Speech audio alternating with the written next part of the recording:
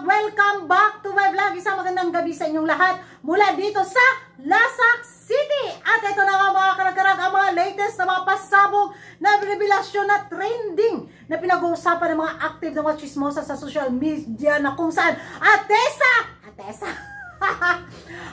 Manalo 27 Quezon Province. Oy, officially na talaga.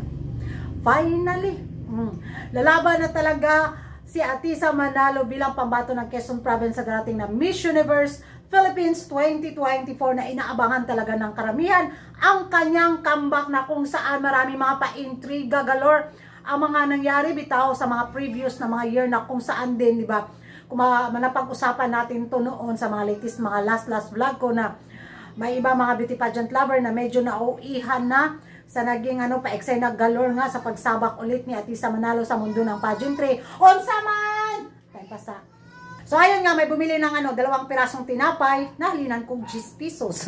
Sa mga nakaraang mga vlog ko na pag-usapan natin yung mga balita nga na sasabak itong sa Atisa Manalo na maraming nauihan sa kanya kasi nga bakit hindi na lang daw sabihin bakit may mga patriling pa-eksena galore pa yung mga kaganapan sa muling pagbabalik niya sa mundo ng pageantry. So, sa pagbabalik ni Atisa Manalo sa mundo ng pageantry bilang pambato ng Quezon Province sa Miss Universe Philippines 2024, naku, makastress biya po sa bangs ng pagsali ni Atisa Manalo, di ba?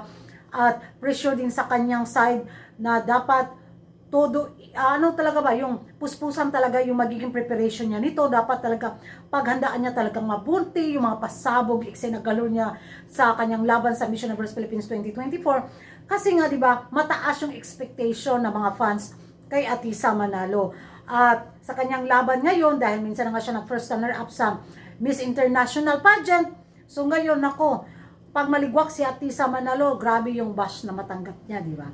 Pero kung manalo siya, nako, may mga issue ding lalabas niya na, yun nga, cooking show yung labanan, di ba? Hindi yata may iwasan. Favoritism nga siya ng Miss Universe Philippines Organization, yung mga ganun, kung sakaling manalo ito si Atisa Manalo. Unahan na lang natin kasi yan yung talaga magiging eksena.